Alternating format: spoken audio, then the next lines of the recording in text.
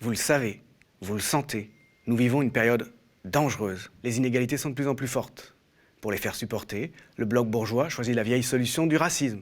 Le problème, c'est la faute aux immigrés. Pour résister, il faut des médias indépendants. On a besoin de vos dons et abonnements sur soutenez.lemediatv.fr. Mais on s'autorise à penser dans les milieux autorisés. Alors ça, c'est encore un autre truc. Les milieux autorisés, vous y êtes pas, vous, hein.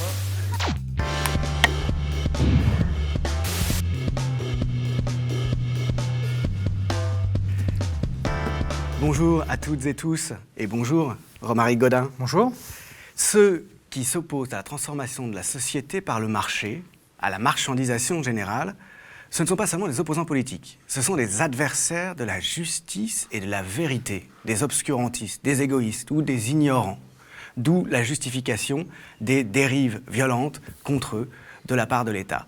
C'est ce qu'écrit Romaric Gaudin, qui est journaliste à Mediapart, après avoir été journaliste à la Tribune, journaliste économique, dans un livre qui s'appelle « La guerre sociale en France, aux sources économiques de la démocratie autoritaire ».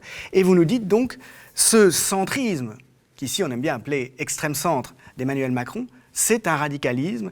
Si c'est un radicalisme, c'est parce que derrière, il y a un projet qui est néolibéral, donc il a un soubassement qui est économique. C'est un projet qui se présente au départ comme économique, mais qui est global. Oui, en fait, le livre est parti de l'idée que j'avais d'essayer de comprendre un peu quel était le projet finalement d'Emmanuel Macron depuis son arrivée au pouvoir. Projet que je suis au quotidien, mais j'essayais un petit peu de comprendre quels étaient les sous-jacents, je dirais, intellectuels de ce projet. Donc on sait qu'il se présente comme un centrisme, effectivement, hein, comme un centrisme radical qui rejette à la fois la gauche et la droite et qui essaye de construire une modernité, ce qu'il présente en tout cas comme une modernité.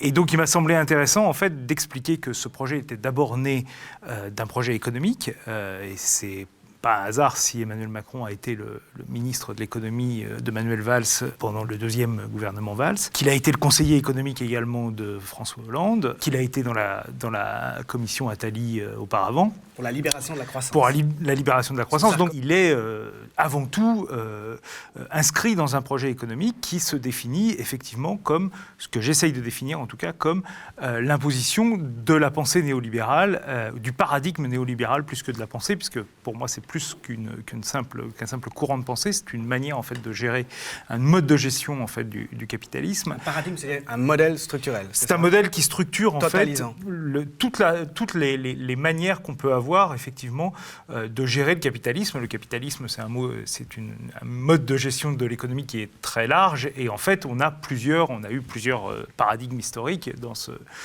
dans l'histoire du capitalisme, et depuis les années 70-80, on a ce paradigme néolibéral qui s'est imposé un peu partout, mais évidemment à des degrés divers et on va dire sous des modalités différentes. En fait. Votre livre fait l'aller-retour finalement entre la théorie économique, les travaux des économistes libéraux, la manière dont ça imprègne la pensée des décideurs aussi, des politiques, et l'actualité, en France en particulier, des résistances au macronisme et de leur répression violente.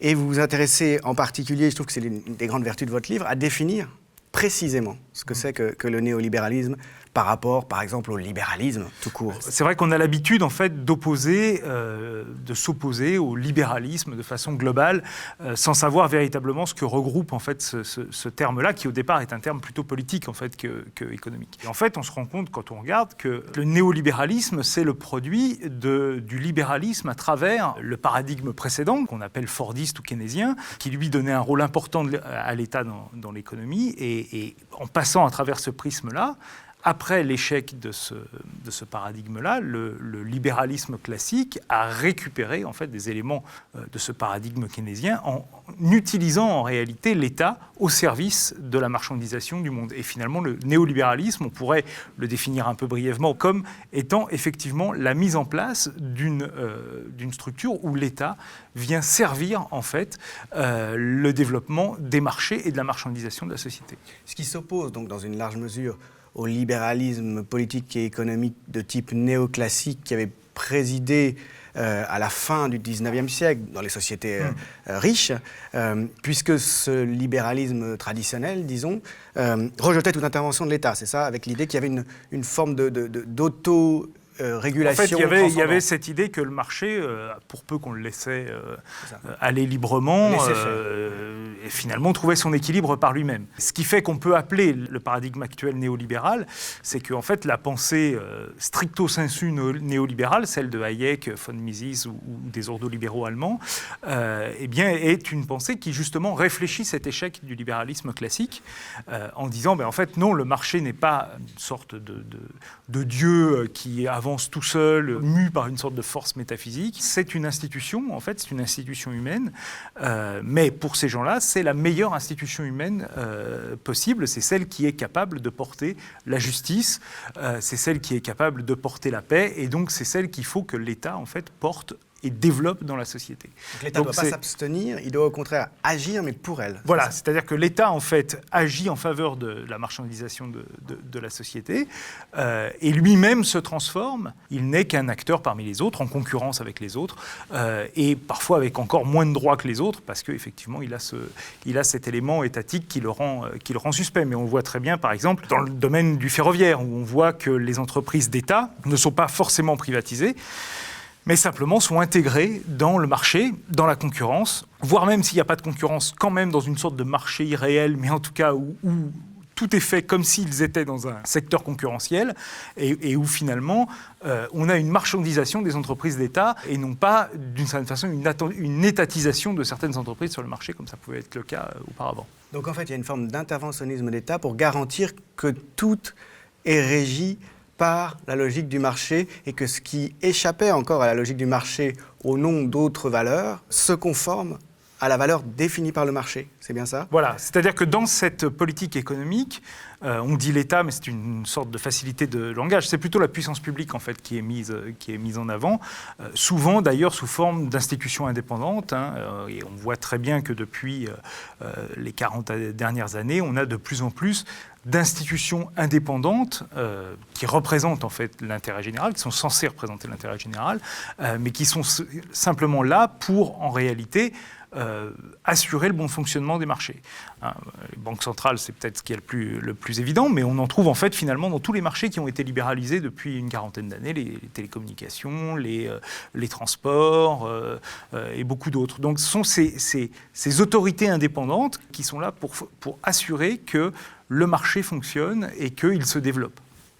Il y a une dimension de changement radical de la société qui est portée par ce projet incarné en France par Emmanuel Macron. D'ailleurs, son livre s'appelle « Révolution ». Le néolibéralisme, c'est un projet de transformation de tous les secteurs de la vie, en quelque sorte. Exactement. C'est vraiment un projet qui part de l'idée que si on regarde vraiment l'origine intellectuelle de ce projet, c'est une origine où on voit l'échec du marché libre avec la crise de 1929, et néanmoins cette certitude que le marché est l'instrument privilégié de la justice, en fait. Parce qu'en fait, sur le marché, on obtient ce qu'on appelle un optimum, c'est-à-dire qu'on obtient un équilibre où personne n'est lésé. Ou en tout cas, si on doit avoir un peu plus, on laisse en fait un autre. Donc en fait, on obtient des équilibres qui sont censés apporter la justice. Dans la pensée néolibérale, le marché, encore une fois, est une institution humaine. Mais si on le laisse effectivement fonctionner dans le cadre d'une protection, il faut qu'il soit protégé notamment par la puissance publique, de l'État, des monopoles, des demandes du secteur du travail, des syndicats, etc. Voilà. Ouais. Protéger toutes les distorsions. À ce moment-là, on va avoir effectivement cet équilibre qui va être un équilibre juste. Et donc le marché est considéré comme un élément porteur de justice.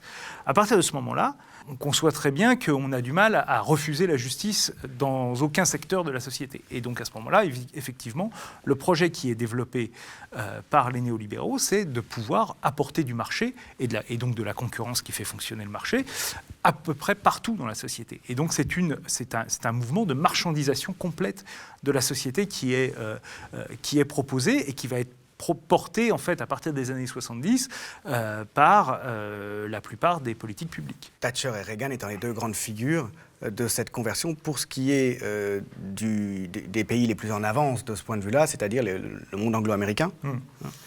Ça, on voit très bien ça dans la réalité, dans l'application réelle du néolibéralisme dans chaque pays. Eh bien, on a une adaptation. On a une adaptation en fonction de l'histoire, en fonction des structures existantes. Voilà. C'est sûr que les États-Unis et le Royaume-Uni ont été deux pays qui sont allés très loin, effectivement, dans la marchandisation. Mais on voit, par exemple, qu'il y a des choses assez étonnantes, comme par exemple le fait qu'au Royaume-Uni, les Britanniques sont encore très attachés, par exemple, à leur système de santé publique, que ce système de santé publique, il a perduré, que c'est celui qui est hérité, effectivement, des réformes travaillistes de l'après-guerre, et que, eh bien, beaucoup de choses ont été marchandisées, mais en tout cas, ce système-là, lui, il est resté. Donc c'est aussi la preuve que dans chaque société, il y a des formes de résistance, il y a des formes de refus de cette marchandisation qui fait que les politiques doivent, d'une certaine façon, s'adapter aux réalités locales. Et c'est ce qui a donné d'ailleurs l'impression que le néolibéralisme était un projet anglo-saxon, hein, c'est qu'effectivement, il a été poussé très loin dans les pays anglophones, notamment les États-Unis et le Royaume-Uni. La France, de ce point de vue-là, vous le soulignez, elle a eu quand même une histoire assez spécifique. Si c'est un des pays qui a été frappé le moins durement par la crise de 2008, en particulier, c'est parce qu'étaient demeurées, disons, un certain nombre de limites au développement de ce projet néolibéral, à cette marchandisation généralisée. Il y a toujours eu, semble-t-il, en France, en tout cas depuis les années 70, depuis que se développe cette révolution, des résistances particulières. Il y aurait des structures sociales et politiques françaises qui sont moins facilement compatibles avec ce projet néolibéral et contre lesquelles les élites françaises luttent depuis ce temps-là. La France est vraiment un pays qui est intéressant à regarder, en tout cas pour l'histoire du néolibéralisme, parce que c'est un pays très ambivalent. D'un côté, on a des élites qui sont parmi les fondateurs en fait, du projet néolibéral. Il y a des documents et des propositions néolibérales très tôt en France, hein, dès la fin des années 50. Et on a en fait une élite qui n'a pas été chercher le néolibéralisme d'une certaine façon aux États-Unis. Et puis à côté de ça, on a effectivement une sorte de modus vivendi social qui a été trouvé après la guerre, où on a essayé d'apaiser une lutte de classe en France qui a été particulièrement violente au XIXe siècle et au début du XXe siècle, par la mise en place de structures sociales très fortes, de protection sociale forte, mais aussi d'une certaine façon de gestion de la lutte sociale par le paritarisme. Et une cogestion entre les patrons et les salariés, entre la droite et la gauche, et les gaullistes, les communistes. C'est pas une cogestion réelle, c'est-à-dire qu'il y a des expériences de cogestion qui existent en Europe du Nord qui ne sont pas la méthode française, mais c'est en tout cas le fait que cette lutte entre le capital et le travail qui a été très forte, très vigoureuse, très violente en France, a trouvé d'une certaine façon dans les années 40-50 une façon de fonctionner en dehors de la violence, d'une certaine façon. Et que, effectivement, les instances paritaires, si ce n'était pas des cogestions au niveau des entreprises, en tout cas au niveau des branches, on essayait de trouver des façons de travailler. Et surtout, l'État était là, en fait, pour faciliter ce travail. Et donc on voit, notamment, je parle de la grande grève des mineurs de 1963, qui a été une grève très, très dure, parce qu'en fait les conflits sociaux sont restés toujours très durs en France, mais on voit que l'État est là pour en fait faciliter d'une certaine façon le compromis entre les deux parties. On a cette histoire, on a cette construction qui fait que, effectivement, pour l'économie et le capitalisme français, cette sorte de paix sociale, paix armée, mais paix sociale quand même, eh bien, devait effectivement perdurer. Et quand est arrivée, en fait, dans les années 70, la crise et donc la victoire intellectuelle du néolibéralisme, d'une certaine façon, on aurait pu se dire que la France allait basculer très vite dans le néolibéralisme parce qu'elle avait des élites qui étaient déjà néolibérales, ce qui n'était pas forcément le cas d'ailleurs aux États-Unis, par exemple. Les élites américaines ont mis beaucoup plus de temps à se convertir à ce mode de pensée, en tout cas les élites politiques, pas les élites économiques, mais les élites politiques, que les élites françaises. En France, on avait véritablement cette pensée qui était immédiatement disponible.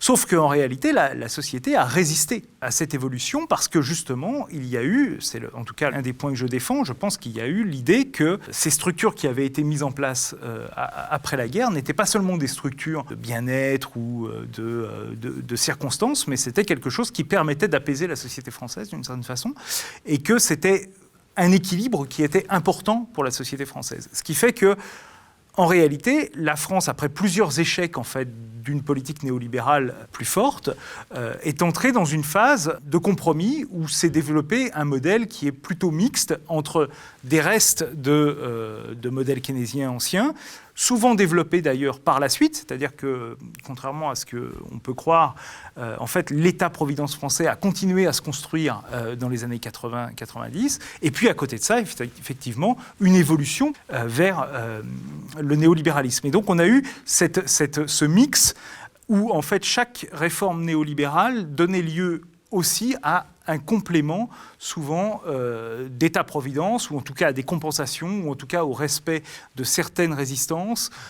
Et donc on a construit une sorte d'équilibre, évidemment toujours précaire, puisque le capitalisme est un système qui est en équilibre précaire permanent, et la France a construit cet équilibre de façon précaire entre, effectivement, ces deux zones pour essayer de préserver, d'une certaine façon, une forme de paix sociale. C'est pour ça que le livre s'appelle « La guerre sociale », c'est que le projet d'Emmanuel Macron, il est de briser cet équilibre, en disant cet équilibre, en fait, freine la croissance française, empêche son intégration dans le monde néolibéral, et donc la France doit basculer entièrement du côté néolibéral pour pouvoir, effectivement, profiter de cette croissance. Alors, avant de poursuivre sur la stratégie d'Emmanuel Macron, si on vous comprend bien, il s'agit de parachever une conversion qui n'a jamais été totale en France, à ce paradigme, à ce modèle néolibéral qui est un modèle totalisant, qui concerne toute la société.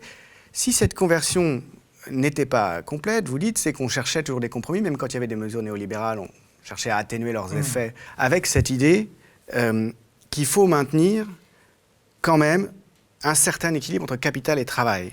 Donc toujours avec l'idée, et en lisant votre livre, on voit bien que cette idée est étrangère au néolibéralisme et que le néolibéralisme veut la combattre intégralement et la faire disparaître.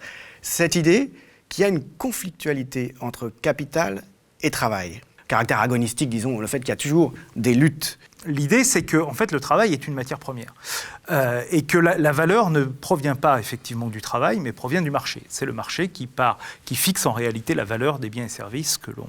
Une matière première comme n'importe quelle comme n'importe quelle autre matière première. Le fait que ce soit une matière humaine ne distingue pas finalement cette matière-là des autres. Absolument pas. En réalité, et d'ailleurs il y a un passage de Révolution d'Emmanuel Macron qui est très parlant de ce point de vue, l'humain il est consommateur, il n'est pas producteur de ce point de vue-là. S'il est producteur, il est entrepreneur, c'est-à-dire qu'il est acteur du marché.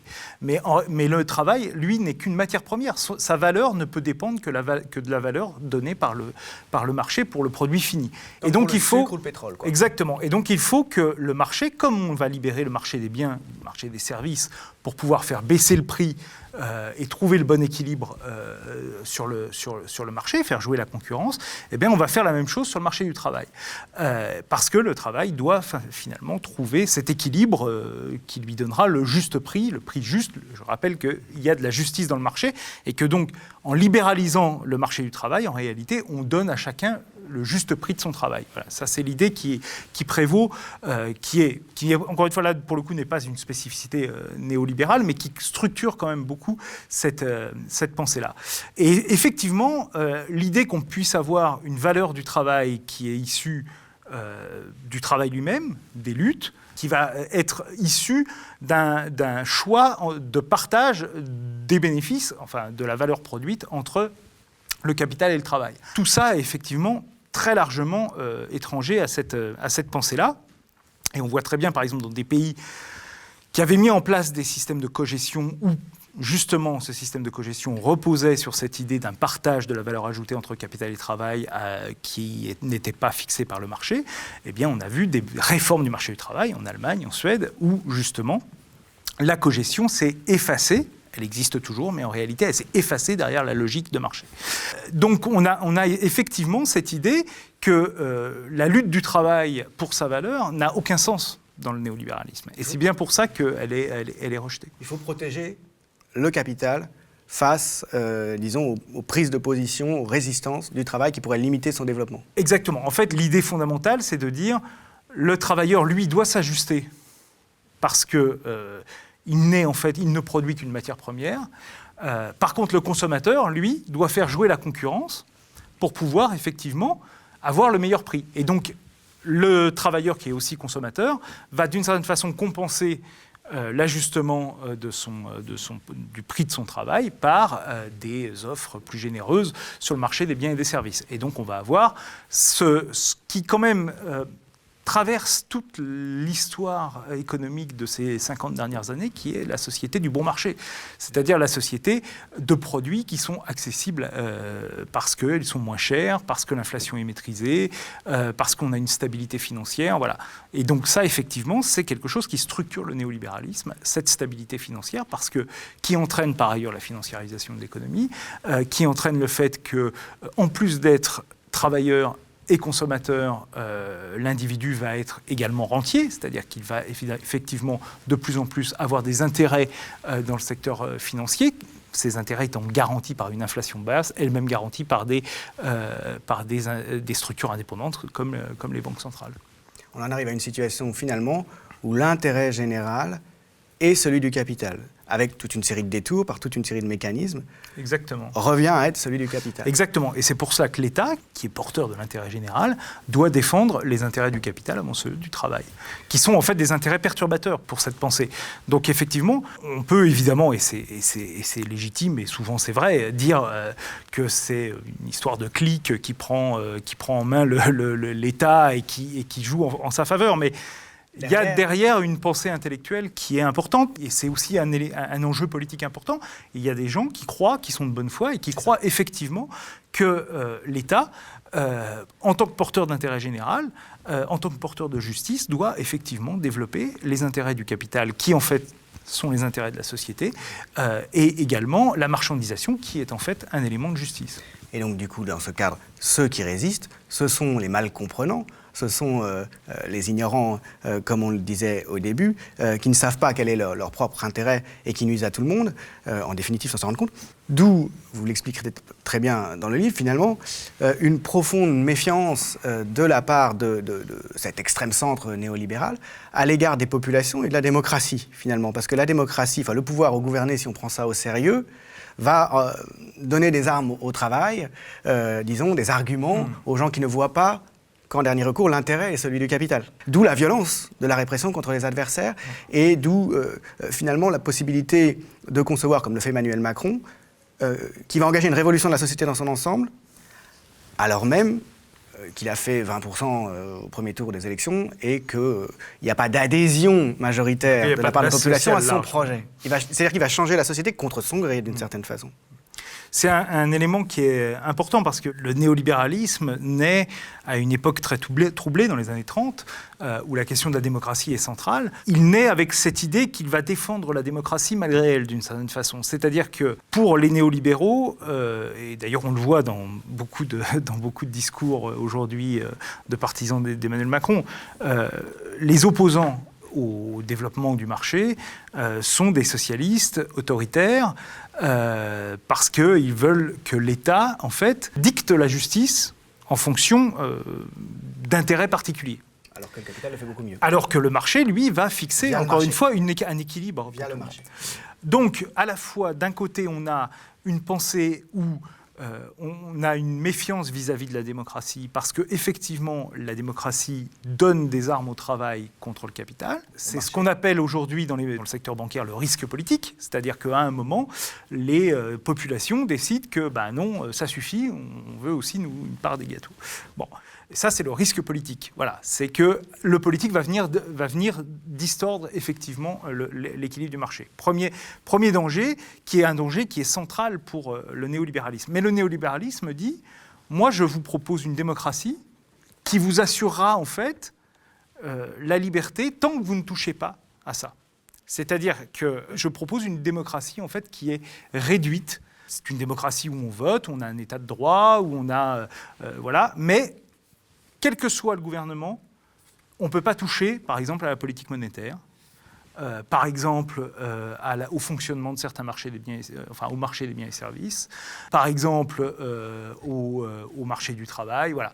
Donc il faut, en fait, ce que propose le néolibéralisme, ce n'est pas l'abolition de la démocratie dans son ensemble, c'est une démocratie particulière qui est limitée parce qu'elle est limitée par la raison et la justice, en réalité. Et donc on dit, en fait, on ne fait que limiter la démocratie par le bien public, par le bien commun. Et donc en réalité, on ne limite pas la démocratie. Ceux qui voudraient, en réalité, modifier cette limitation sont les vrais ennemis de la démocratie, puisqu'ils sont les ennemis du bien commun, de la justice et du bien public. Mais très concrètement, ces politiques entraînent une radicalisation des inégalités. Et c'est le côté insupportable de ces inégalités, notamment en France, dans une certaine tradition, qui amène à remettre en cause, y compris de la part de gens qui ne votent plus, comme beaucoup de gilets jaunes, les politiques qui sont menées. Et ce que dit donc cette pensée néolibérale, c'est qu'il faut supporter ces inégalités, il ne faut pas en tout cas considérer qu'elles limitent la liberté, et le rôle de l'État doit être de les faire accepter quoi qu'il arrive. Oui, cette pensée, elle est portée effectivement par l'idée d'inégalité naturelle. Il y a un pessimisme anthropologique finalement, c'est le moindre mal. D'une certaine façon. Sauf qu'il y a toujours cette idée qu'il y a des individus qui sortent du lot, qui sont les vainqueurs de la concurrence, parce qu'il y a cette inégalité naturelle, effectivement, entre les capacités, entre la capacité de travail, la capacité intellectuelle, la capacité physique pour certains. Voilà. Bon. Donc c'est une pensée qui est ancrée dans ces inégalités. Ce que dit la pensée néolibérale, encore une fois, désolé, je me répète un peu, mais je trouve que c'est important, c'est de dire, avec la compétition, ces inégalités, d'une certaine façon, sont justifiées. Elles sont lissées, en quelque sorte, c'est-à-dire que si tout le monde part sur la même ligne, à la fin, vous avez un classement, et ce classement, il est juste. Voilà. Bon. Donc, effectivement, vous en avez un qui gagne plus, l'autre qui gagne moins, mais tout ça est juste et justifié à partir du moment où le marché est libre. Donc, d'une certaine façon, le combat contre les inégalités va prendre une autre forme. Il va prendre la forme de la ligne de départ. C'est-à-dire qu'il faut que tout le monde, effectivement, soit sur la ligne de départ. C'est grosso modo le mythe de la méritocratie, de l'égalité des chances et de toutes ces choses-là. Sauf que c'est une égalité formelle. C'est une égalité où, en fait, celui qui part avec un avantage est sur la même ligne que celui qui part avec un sac de 100 kilos. Donc, il n'arrivera pas au même niveau. Mais ça, on ne s'occupe pas de ce qu'ils ont sur le dos. Ils doivent être simplement sur la même ligne. Donc c'est en quelque sorte cette idée-là qui est portée. Et effectivement, pour aller un petit peu plus loin dans votre question, ce qu'on voit, c'est que cette théorie sur laquelle on vient de passer pas mal de temps, en réalité, elle ne se traduit pas de cette façon-là. La réalité aujourd'hui, c'est qu'elle profite à une toute petite minorité qui, certes, grossit, le nombre des plus riches grandit, mais c'est aussi la concentration de la richesse est également de plus en plus importante. Et effectivement, au bout d'un moment, je dirais, cette évolution-là, elle est presque nuisible au capitalisme lui-même. Elle fait rentrer le capitalisme en quelque sorte en crise parce que, tout simplement, au bout d'un moment, les gens ne veulent plus participer à une compétition où ils sont sûrs de perdre. Donc c'est aussi un vrai problème aujourd'hui, et c'est bien pour ça qu'on voit que de plus en plus, en tout cas depuis quelques années, il y a des économistes qui restent dans le cadre capitaliste, mais en tout cas qui s'intéressent à cette question des inégalités et à la façon dont, effectivement, on pourrait renverser le paradigme néolibéral pour pouvoir modifier ce résultat. Et vous dites dans votre livre que, finalement, le programme passe, derrière le discours de l'intérêt général et de la modération, par une mise au pas de la société par le bas. Vous prenez par exemple l'exemple de ce qui s'est passé à France Télécom et des suicides qui s'en sont suivis. Vous dites une mise au pas de la société par le bas, dans les entreprises, les services de recherche d'emploi, le rapport des usagers aux services publics, tout ça, il faut le transformer. Le rapport des employés à leur DRH, le rapport des clients qui emploient les travailleurs indépendants. Il faut, vous dites, partout que cette violence directe et indirecte de la mise en concurrence permanente et de la marchandisation de tout se diffuse. C'est-à-dire que derrière ce discours lénifiant et rassurant, il y a une violence, en quelque sorte, capillaire, systémique, permanente. C'est là où on voit en fait que le néolibéralisme, le paradigme néolibéral est un projet de société, mais comme l'était d'ailleurs le paradigme fordiste précédemment, où aussi on avait une présence de l'État qui était très diffusée dans la société. Là, effectivement, on a cette violence qui est à l'origine, Grégoire Chamaillou l'a très bien montré dans son livre qui est paru il y a quelques mois, qui est à l'origine en fait du néolibéralisme. Le néolibéralisme, effectivement, a un cadre intellectuel, etc., mais l'origine, en fait, c'est la réaction dans les entreprises aux États-Unis dans les années 70 de chefs d'entreprise qui veulent casser en réalité la volonté des salariés d'avoir toujours plus d'argent, mais toujours plus de pouvoir également. Parce qu'il y a une insubordination généralisée. Il y a une forme d'insubordination généralisée. Parce que c'est le plein emploi. Qui va de soi avec une baisse évidemment du taux de rendement, avec effectivement un recul de la rentabilité du capital. Et effectivement, pour renverser tout ça, on va mettre en place des politiques, mais ça c'est plutôt à la fin des années 70, mais dès le début des années 70, on va mettre en place en fait des micro-politiques en quelque sorte, des techniques de management qui effectivement se sont beaucoup développées en France. Et c'est aussi un des aspects, je le développe pas trop, mais c'est un des aspects qui est intéressant aussi en France, c'est de voir que ces techniques de management, elles se sont beaucoup développées en France et que quand on regarde les enquêtes notamment, on voit que la violence du management français est particulièrement soulignée. Et que cette violence aussi, cette violence que vivent les gens au quotidien, eh bien, elle est compensée d'une certaine façon par cette action du système social, de l'État social français, qui assure, malgré tout, un revenu minimum important si vous avez perdu votre emploi, un système de RSA qui est une forme de revenu minimum très faible, évidemment, mais qui au moins permet de survivre, un système de retraite qui est relativement solide, un système qui, globalement, fait que la France a un niveau de pauvreté qui est trop élevé, on est bien d'accord, mais qui est, par rapport aux autres, beaucoup moins élevé. Mais à tout ça, Macron est en train de... La révolution de Macron, c'est justement de mettre fin à tout ça. Et donc, on avait effectivement, encore une fois, cet équilibre précaire entre cette violence microéconomique, d'une certaine façon, et puis cette protection macroéconomique. Et puis là, effectivement, l'idée, c'est de dire, moi, l'État, je ne vais plus apporter un soutien au monde du travail dans cette violence qui était sous-jacente depuis 40 ans, je vais apporter mon soutien au monde du capital, je vais apporter mon soutien à ceux qui, effectivement, vous font cette violence depuis 4 décennies, et je vais me placer du côté du capital. Je vais sortir en réalité de cette neutralité parce que compenser pour le monde du travail les effets de la violence sous-jacente, c'est en fait une forme de neutralité. C'est pas se placer du côté du travail comme on l'entend souvent. Je vais sortir de cette neutralité et je vais soutenir effectivement plutôt le camp du capital. Et ça, ce sont les réformes du marché du travail, celle de 2016 d'abord, il ne faut pas l'oublier. Parce que vous disiez, en fait, ça a changé en 2017. En fait, moi, ma thèse, c'est plutôt que ça a changé dès 2010, avec Sarkozy dès l'automne 2010, et puis que simplement, parce qu'il y avait un jeu politique particulier qui faisait qu'on ne pouvait pas avoir en fait l'application d'un programme radical, c'est avec Emmanuel Macron, véritablement, là pour le coup, un programme qui est déroulé sans, on va dire, contradiction interne. Et donc, effectivement, ce sont les deux réformes du marché du travail, celle de 2016 et celle de 2017, qui, dans la vie quotidienne des gens, amènent effectivement à légaliser en quelque sorte le déséquilibre naturel qu'il y a entre un employeur et un employé. Donc on en arrive enfin à ce que Denis Kessler, par exemple, pour le patronat, appelait de ses voeux depuis longtemps, c'est-à-dire vraiment défaire tout ce qui a été fait à la libération, tout ce côté amortisseur, justement, toutes les institutions, sécurité sociale et autres, ces amortisseurs dont vous parliez à l'instant. Le grand problème des néolibéraux étant de finalement faire passer cette révolution en changeant le regard qui est porté, la manière que l'on a de vivre soi-même sa pauvreté ou l'inégalité radicale, disons. Et ça, vous montrez très bien dans le livre, c'est une affaire de culture.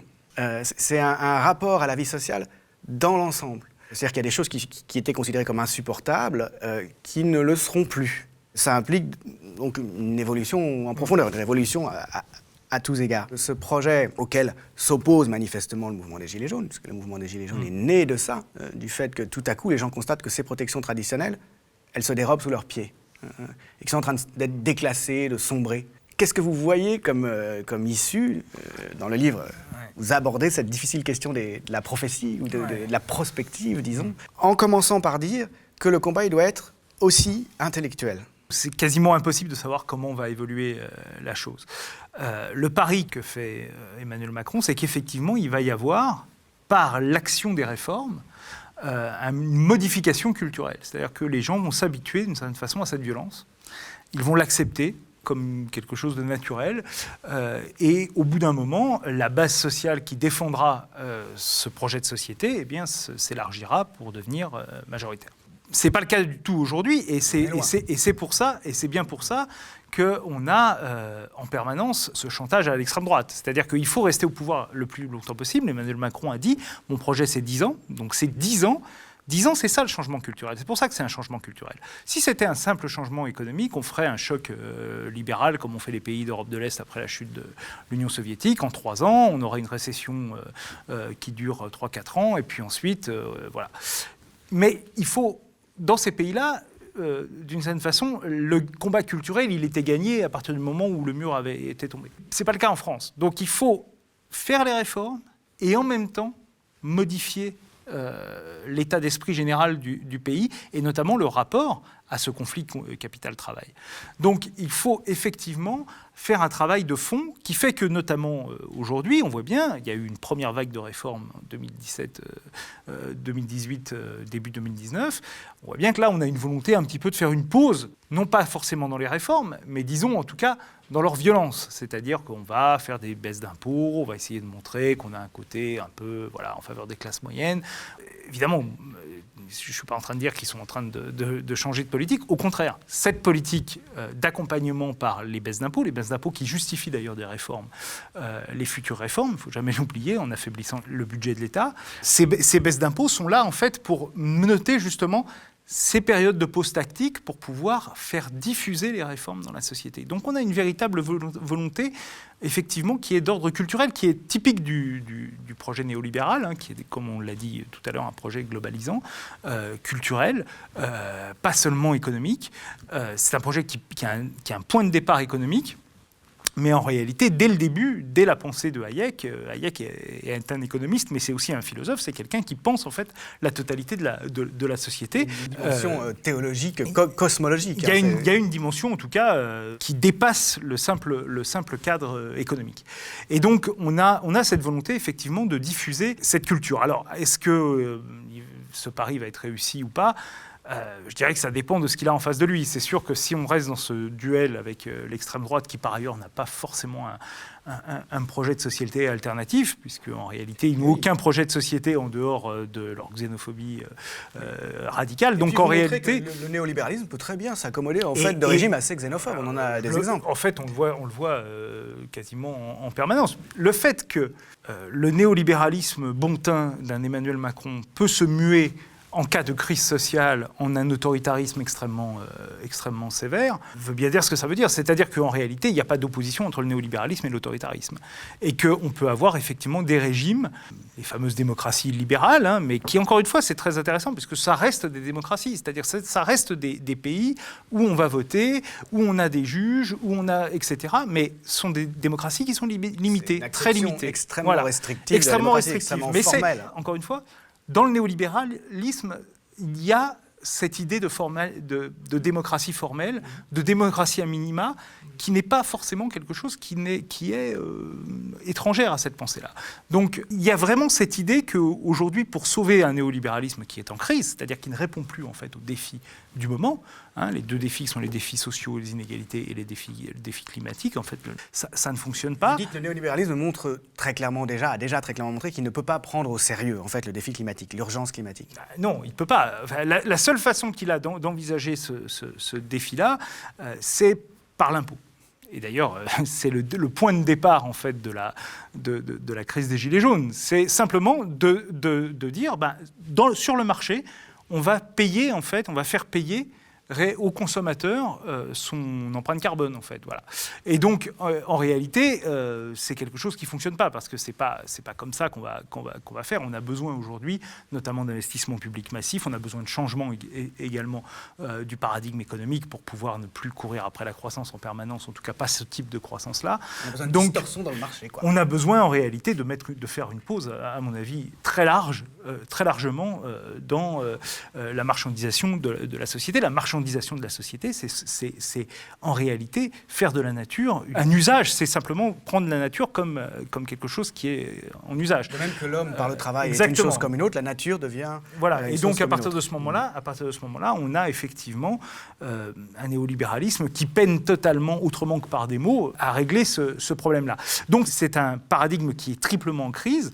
La première crise, c'est celle qui est là depuis 2008. C'est une crise en fait économique, c'est-à-dire que la croissance, la productivité, tous les éléments qui en réalité font l'économie capitaliste aujourd'hui sont en crise. Et ça a été déclenché par une crise financière qui peut revenir, semble-t-il. Qui peut revenir, mais d'une certaine façon, on n'en est jamais vraiment sorti. C'est-à-dire qu'au-delà des chiffres de la croissance qui en plus sont très très bas par rapport à ce qu'ils étaient auparavant, on voit très bien il y a un élément qui est fondamental dans le capitalisme, qui est l'augmentation de la productivité.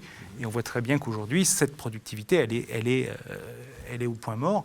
Et ça montre bien qu'en réalité, il y a quelque chose qui est cassé dans le fonctionnement de l'économie. Donc ça, c'est la première crise. La deuxième crise, c'est la crise des inégalités, qui aujourd'hui est de plus en plus insupportable, et notamment dans les pays où elle est très élevée, comme les États-Unis ou le Royaume-Uni. Et qui n'est pas censée être une crise du point de vue de la culture néolibérale. Et qui n'est pas censée être une crise. Et on voit très bien, je parlais d'un autre, mais on voit très bien les réactions, notamment au livre de Thomas Piketty, qui sont extrêmement violentes, en tout cas dans les milieux néolibéraux, qui sont extrêmement violentes, parce qu'effectivement, ça n'a aucun sens.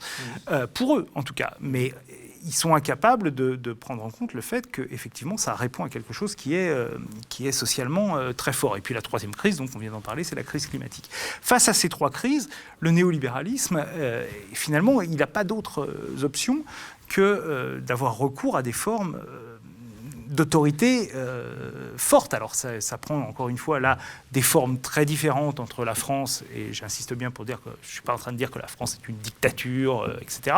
Mais entre la France, qui est une démocratie où le régime se durcit, et puis des pays comme la Hongrie, où effectivement la démocratie est limitée au maximum. Mais encore une fois, pour aussi faire accepter... Orban est arrivé au pouvoir après l'arrivée du FMI en Hongrie. Il a fait une politique d'austérité très forte. Il a libéralisé encore plus le marché du travail qu'il l'était précédemment. Enfin, voilà, il a fait des politiques néolibérales. Il n'y aurait pas d'incompatibilité, a priori, entre le néolibéralisme et le Rassemblement national. Pour le moment, on a une tentative d'une partie de la droite française de faire cette convergence avec une partie du Rassemblement national. Donc, effectivement, le Rassemblement national, il n'a pas réellement d'autres visions qu'une vision très nationaliste et ethnique de l'économie, mais ça dit rien sur la façon, sur le rapport capital-travail, ça dit rien sur la façon dont on va faire de la croissance, en fait ça dit rien. Ces députés européens votent régulièrement les lois les plus néolibérales. Le Front National, dès les années 80, a été le parti thatchérien français dans les années 80, et grosso modo, je pense qu'ils ont pas d'autres pensées disponibles que celle-là, donc ils vont effectivement, et on voit très bien leur plus proche allié, qui est la Ligue du Nord en Italie, est un parti néolibéral. En Belgique, le Vlaams-Belang est un parti néolibéral. En Autriche, les libéraux autrichiens, qui sont l'extrême droite autrichienne, est un parti néolibéral. Il n'y a pas effectivement de doute sur ce plan-là. Il ne menace pas le néolibéralisme dans son ensemble. Et par ailleurs, du point de vue des stratégies politiques en France, vous dites c'est devenu l'assurance vie. Bien sûr, on le voit très bien. Le Rassemblement national de Macron et Emmanuel Macron vient de donner une interview à Time où il dit c'est moi ou Marine Le Pen. Donc effectivement, c'est lui. Donc à partir de ce moment-là, voilà, c'est véritablement là-dessus qu'on compte, parce qu'effectivement, il y a un danger d'un régime qui serait effectivement encore plus autoritaire et qui surtout pose des problèmes pour une grande partie des Français aujourd'hui, parce que c'est un régime qui cible une partie de la population et qui est ouvertement raciste. Donc effectivement, c'est une forme d'assurance vie, et par ailleurs, c'est pas la solution à cette guerre sociale. Donc la solution, elle est ailleurs. Alors la forme qu'elle va prendre, ça je l'ignore. Moi, ce que je dis, c'est qu'effectivement, il faut, pour remplacer ce qu'on revoit à la fois après la crise de 29 et après la crise des années 70, c'est que les paradigmes changent lorsqu'il y a une théorie disponible, d'une certaine façon. C'est-à-dire lorsque on a un ensemble d'idées qui peut effectivement être repris par le monde politique pour présenter une alternative. Et je pense qu'effectivement, il y a cette nécessité d'avoir une idéologie de rechange. Maintenant, ça ne suffit pas. Il faut aussi qu'il y ait une mobilisation de la société qui s'approprie cette propre idéologie ou ces idées de rechange, qui les fasse vivre et qui, effectivement, y croient, tout simplement. Et ça, ils ne peuvent y croire que si, à un moment, ils prennent conscience de la violence de ce néolibéralisme comme étant une construction politique et sociale, pas comme étant le produit de leur essence à eux, et que effectivement, si ils sont au chômage, c'est parce que ce sont des incapables, et que voilà, ou que si ils ont un salaire inférieur, c'est parce qu'ils se sont des femmes, et que les femmes, machin, etc. Donc l'alternative, on l'a construit que si effectivement, on l'a construit aussi depuis la base. Et comme vous l'avez dit, le néolibéralisme, il a commencé à la base, dans les entreprises, par la violence qui avait été faite sur le monde du travail, par le monde du capital.